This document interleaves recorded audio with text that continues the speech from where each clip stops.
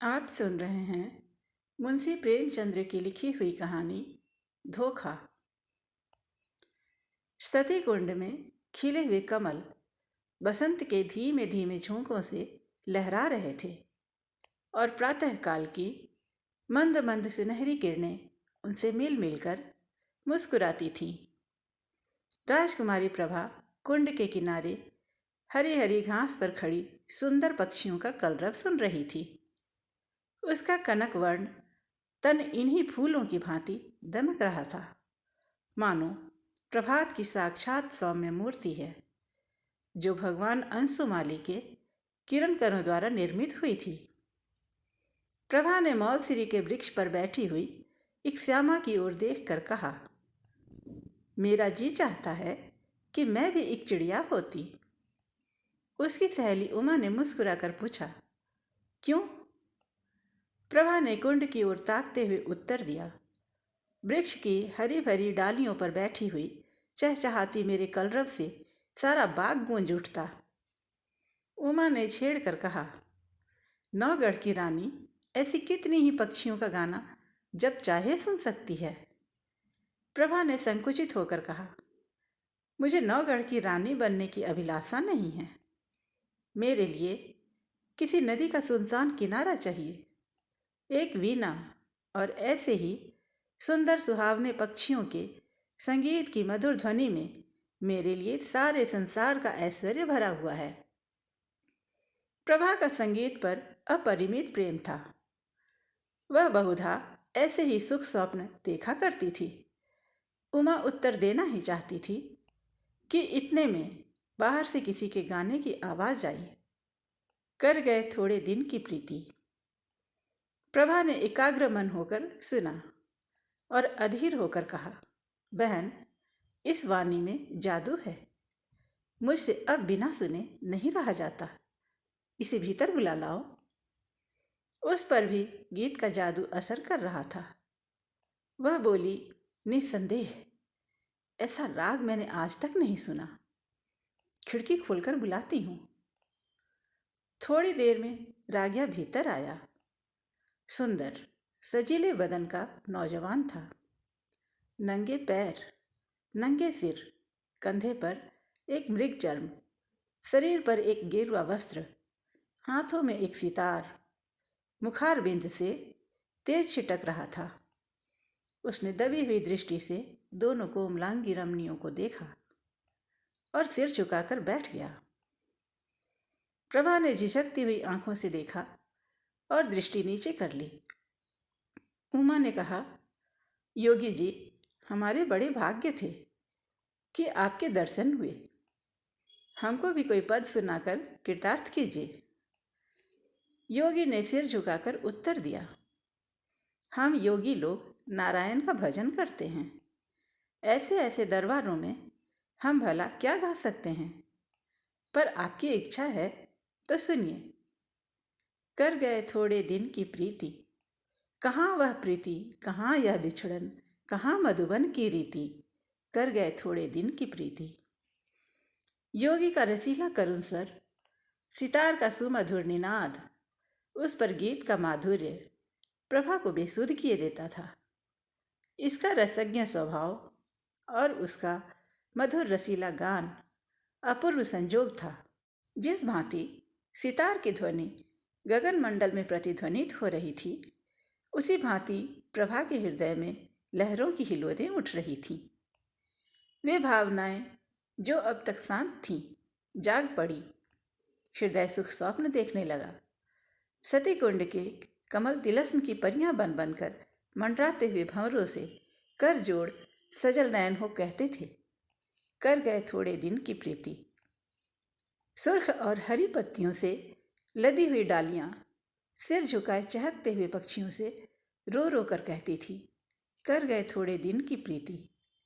और राजकुमारी प्रभा का हृदय भी सितार की मस्तानी तान के साथ गूंजता था, कर गए थोड़े दिन की प्रीति। प्रभा बाघौली के राव देवीचंद की इकलौती कन्या थी। राव पुराने विचारों के रईस थे। कृष्ण की उपासना में लवलीन रहते थे। इसलिए इनके दरबार में दूर दूर के कलावंत और गवैये आया करते और इनाम इकराम पाते थे। राव साहब को गाने से प्रेम था। वे स्वयं भी इस विद्या में निपुण थे। यद्यपि अब वृद्धावस्था के कारण यह शक्ति निःशेष हो चली थी, पर फिर भी विद्या के गूढ़ तत्वों के पूर्ण जानकार थे। प्रभा बाल्यकाल से ही इनकी सोहबतों में बैठने लगी। कुछ तो पूर्व जन्म का संस्कार और कुछ रात दिन गाने की ही चर्चाओं ने उसे भी इस फन में अनुरक्त कर दिया था। इस समय उसके सौंदर्य की खूब चर्चा थी। राव साहब ने नवगढ़ के नवयुवक और सुशील राजा हरिश्चंद्र से उसकी शादी तजवीज़ की थी। उभय पक्ष में तैयारियां हो रही थीं। राजा हरिश्चंद्र म्यू कॉलेज अजमेर के विद्यार्थी और नई रोशनी के भक्त थे। उनकी आकांक्षा थी कि उन्हें एक बार राजकुमारी प्रभा से साक्षात्कार होने और प्रेमालाप करने का अवसर दिया जाए, किंतु राव साहब इस प्रथा को दूषित समझते थे। प्रभा राजा हरिश्चंद्र के नवीन विचारों की चर्चा सुनकर इस संबंध से बहुत संतुष्ट न थी, पर जब से उसने इस प्रेममय युवा योगी का गाना सुना था, तब से तो वह उसी के ध्यान में डूबी रहती। उमा उसकी सहेली थी। इन दोनों के बीच कोई पर्दा न था, परंतु इस भेद को प्रभा ने उससे भी गुप्त रखा। उमा उसके स्वभाव से परिचित थी, ताड़ गई, परंतु उसने उपदेश करके इस अग्नि को भड़काना उचित न समझा। उसने सोचा कि थोड़े दिनों में यह अग्नि आप से आप शांत हो जाएगी। ऐसी लालसाओं का अंत प्रायः इसी तरह से हो जाया करता है, किंतु उसका अनुमान गलत सिद्ध हुआ। योगी की वह मोहिनी मूर्ति कभी प्रभा की आंखों से न उतरती। उसका मधुर राग प्रतिक्षण उसके कानों में गूंजा करता। उसी कुंड के किनारे वह सिर झुकाए सारे दिन बैठी रहती। कल्पना में वही मधुर हृदयग्राही राग सुनती और वही योगी की मनोहारिणी मूर्ति देखती। कभी कभी उसे ऐसा भास होता कि बाहर से यह आवाज आ रही है। वह चौंक पड़ती और तृष्णा से प्रेरित होकर वाटिका की चारदीवारी तक जाती और वहां से निराश होकर लौट आती। फिर आप ही विचार करती, यह मेरी क्या दशा है, मुझे यह क्या हो गया है। मैं हिंदू कन्या हूँ, माता पिता जी से सौंप दें, उसकी दासी बनकर रहना मेरा धर्म है। मुझे तन मन से उनकी सेवा करनी चाहिए। किसी अन्य पुरुष का ध्यान तक मन में लाना मेरे लिए पाप है। आह, यह कलुषित हृदय लेकर मैं किस मुंह से पति के पास जाऊंगी। इन कानों से क्यों कर प्रेरणा की बातें सुन सकूंगी जो मेरे लिए व्यंग्य से भी अधिक कर्णकटु होंगी। इन पापी नेत्रों से वह प्यारी प्यारी चितवन कैसे देख सकूंगी जो मेरे लिए वज्र से भी अधिक हृदय भेदी होगी। इस गले में वे मृदुल प्रेम बाहु पड़ेंगे जो लौह दंड से भी अधिक भारी और कठोर होंगे। प्यारे, तुम मेरे हृदय मंदिर से निकल जाओ। यह स्थान तुम्हारे योग्य नहीं। मेरा बस होता तो तुम्हें हृदय की सेज पर सुलाती, परंतु मैं धर्म की जंजीर में बंधी हुई हूं। इस तरह 1 महीना बीत गया। ब्याह के दिन निकट आते जाते थे और प्रभा का कमल सा मुख कुम्हलाया जाता था। कभी कभी विरह वेदना एवं विचार विप्लव से व्याकुल होकर उसका चित्त चाहता कि सती कुंड की गोद में शांति ले लूं, किंतु राव साहब इस शोक में जान ही दे देंगे। यह विचार कर वह रुक जाती। सोचती, मैं उनके जीवन सर्वस्व हूं। मुझ अभागिनी को उन्होंने किस लाड प्यार से पाला है। मैं ही उनके जीवन का आधार और अंतकाल की आशा हूं। नहीं, यूं प्राण देकर उनकी आशाओं की हत्या न करूंगी। मेरे हृदय पर चाहे जो बीते, उन्हें न कुढ़ाऊंगी। प्रभा का एक योगी गवैये के पीछे उन्मत्त हो जाना कुछ शोभा नहीं देता। योगी का गान तानसेन के गानों से भी अधिक मनोहर क्यों न हो, पर एक राजकुमारी का उसके हाथों बिक जाना हृदय की दुर्बलता प्रकट करता है। राव साहब के दरबार में विद्या की, शौर्य की और वीरता से प्राण हवन करने की चर्चा न थी। यहाँ तो रात दिन राग रंग की धूम रहती थी। यहाँ इसी शास्त्र के आचार्य प्रतिष्ठा के मसलंत पर विराजित थे और उन्हीं पर प्रशंसा के बहुमूल्य रत्न लुटाए जाते थे। प्रभा ने प्रारंभ ही से इसी जलवायु का सेवन किया था और उस पर इनका गाढ़ा रंग चढ़ गया था। ऐसी अवस्था में उसकी गान लिप्सा ने यदि भीषण रूप धारण कर लिया तो आश्चर्य ही क्या है। शादी बड़ी धूमधाम से हुई। राव साहब ने प्रभा को गले लगाकर विदा किया। प्रभा बहुत रोई। उमा को वह किसी तरह न छोड़ती थी। नौगढ़ एक बड़ी रियासत थी और राजा हरिश्चंद्र के सुप्रबंध से उन्नति पर थी। प्रभा की सेवा के लिए दासियों की एक पूरी फौज थी। उसके रहने के लिए वह आनंद भवन सजाया गया था, जिसके बनाने में शिल्प विशारदों ने अपूर्व कौशल का परिचय दिया था। श्रृंगार चतुराओं ने दुल्हन को खूब संवारा। रसीले राजा साहब अधरामृत के लिए विह्वल हो रहे थे। अंतःपुर में गए। प्रभा ने हाथ जोड़कर सिर झुकाकर उनका अभिवादन किया। उसकी आंखों से आंसू की नदी बह रही थी। पति ने प्रेम के मद में मत्त होकर घूंघट हटा दिया। दीपक था पर बुझा हुआ, फूल था पर मुरझाया हुआ। दूसरे दिन से राजा साहब की यह दशा हुई कि भंवरे की तरह प्रतिक्षण इस फूल पर मंडराया करते। न राजपाट की चिंता थी, न सैर और शिकार की परवाह। प्रभा की वाणी रसीला राग थी, उसकी चितवन सुख का सागर और उसका मुखचंद्र आमोद का सुहावना कुंज। बस प्रेम मद में राजा साहब बिल्कुल मतवाले हो गए थे। उन्हें क्या मालूम था कि दूध में मक्खी है। यह असंभव था कि राजा साहब के हृदयहारी और सरस व्यवहार का, जिसमें सच्चा अनुराग भरा हुआ था, प्रभा पर कोई प्रभाव न पड़ता। प्रेम का प्रकाश अंधेरे हृदय को भी चमका देता है। प्रभा मन में बहुत लज्जित होती। वह अपने को इस निर्मल और विशुद्ध प्रेम के योग्य न पाती थी। इस पवित्र प्रेम के बदले में उसे अपने कृत्रिम रंगे हुए भाव प्रकट करते हुए मानसिक कष्ट होता था। जब तक राजा साहब उसके साथ रहते, वह उनके गले में लता की भांति लिपटी हुई घंटों प्रेम की बातें किया करती। वह उनके साथ सुमन वाटिका में चुहल करती, उनके लिए फूलों का हार गूंथती और उनके गले में हाथ डालकर कहती, प्यारे देखना, ये फूल मुरझा न जाएं, इन्हें सदा ताजा रखना।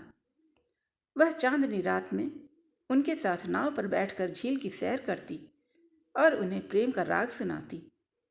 यदि उन्हें बाहर से आने में जरा भी देर हो जाती तो वह मीठा मीठा उलाहना देती, उन्हें निर्दयी तथा निष्ठुर कहती। उनके सामने वह स्वयं हंसती, उसकी आंखें हंसती और आंखों का काजल हंसता था। किंतु जब वह अकेली होती, उसका चंचल चित्त उड़कर उसी कुंड के तट पर जा पहुंचता। कुंड का वह नीला नीला पानी, उस पर तैरते हुए कमल और मौलसिरी की वृक्ष पत्तियों का सुंदर दृश्य आंखों के सामने आ जाता। उमा मुस्कुराती और नजाकत से लचकती हुई आ पहुंचती।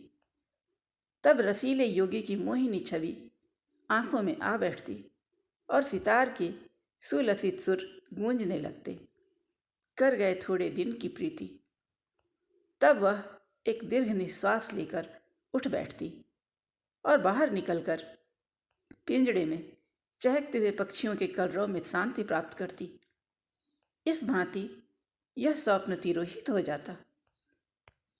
इस तरह कई महीने बीत गए। एक दिन राजा हरिश्चंद्र प्रभा को अपनी चित्रशाला में ले गए। उसके प्रथम भाग में ऐतिहासिक चित्र थे। सामने ही सूरवीर महाराणा प्रताप सिंह का चित्र नजर आया। मुखारबिंद से वीरता की ज्योति स्फुटित हो रही थी। तनिक और आगे बढ़कर दाहिनी ओर स्वामी भक्त, जगमल, बीरवर सांगा और दिलेर दुर्गा दास विराजमान थे। बाईं ओर उदार भीम सिंह बैठे हुए थे। राणा प्रताप के सम्मुख महाराष्ट्र केसरी वीर शिवाजी का चित्र था। दूसरे भाग में कर्मयोगी कृष्ण और मर्यादा पुरुषोत्तम राम विराजते थे। चतुर चित्रकारों ने चित्र निर्माण में अपूर्व कौशल दिखलाया था। प्रभा ने प्रताप के पाद पद्यों को चूमा और वह कृष्ण के सामने देर तक नेत्रों में प्रेम और श्रद्धा के आंसू भरे मस्तक झुकाए खड़ी रही।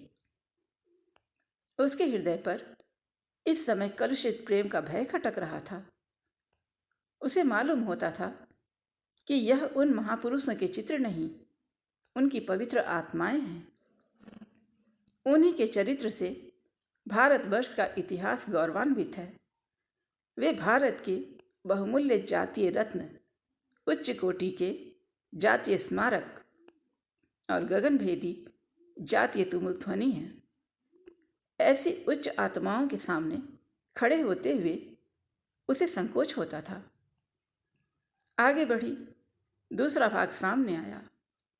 यहाँ ज्ञान में बुद्ध योग साधन में बैठे हुए दिख पड़े। उनकी दाहिनी ओर शास्त्राज्ञ शंकर थे और दार्शनिक दयानंद। एक ओर शांति पथगामी कबीर और भक्त रामदास यथा योग्य खड़े थे। एक दीवार पर गुरु गोविंद सिंह अपने देश और जाति पर बलि चढ़ने वाले दोनों बच्चों के साथ विराजमान थे।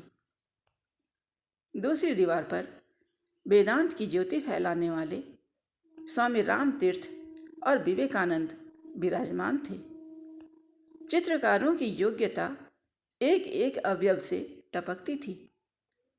प्रभा ने इनके चरणों पर मस्तक टेका। वह उनके सामने सिर न उठा सकी। उसे अनुभव होता था कि उनकी दिव्य आंखें उसके दूषित हृदय में चुभी जाती हैं। इसके बाद तीसरा भाग आया। यह प्रतिभाशाली कवियों की सभा थी। सर्वोच्च स्थान पर आदि कवि वाल्मीकि और महर्षि वेद व्यास सुशोभित थे। दाहिनी ओर श्रृंगार रस के अद्वितीय कवि कालिदास थे। बाईं तरफ गंभीर भावों से पूर्ण भवभूति। निकट ही भर्तहरि अपने संतोषाश्रम में बैठे हुए थे। दक्षिण की दीवार पर राष्ट्रभाषा हिंदी के कवियों का सम्मेलन था। सहृदयी कवि सुर, तेजस्वी तुलसी, सुकवि केशव और रसिक बिहारी यथाक्रम विराजमान थे। सूरदास से प्रभा का अगाध प्रेम था। वह समीप जाकर उनके चरणों पर मस्तक रखना ही चाहती थी कि अकस्मात उन्हीं चरणों के सम्मुख सर झुकाए उसे एक छोटा सा चित्र दिख पड़ा। प्रभा उसे देखकर चौंक पड़ी। यही वही चित्र था जो उसके हृदय पट पर खींचा हुआ था। वह खुलकर उसकी तरफ ताक न सकी। दबी हुई आंखों से देखने लगी। राजा हरिश्चंद्र ने मुस्कुराकर पूछा, इस व्यक्ति को तुमने कहीं देखा है? इस प्रश्न से प्रभा का हृदय कांप उठा। जिस तरह मृग शावक ब्याह के सामने व्याकुल होकर इधर उधर देखता है, उसी तरह प्रभा अपनी बड़ी बड़ी आंखों से दीवार की ओर ताकने लगी। सोचने लगी, क्या उत्तर दूं? इसको कहीं देखा है? उन्होंने यह प्रश्न मुझसे क्यों किया? कहीं ताड़ तो नहीं गए? हे नारायण, मेरी पत तुम्हारे हाथ है, क्यों कर इनकार करूं? मुंह पीला हो गया।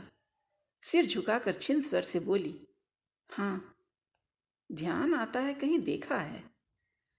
हरिश्चंद्र ने कहा, कहाँ देखा है? प्रभा के सिर में चक्कर सा आने लगा।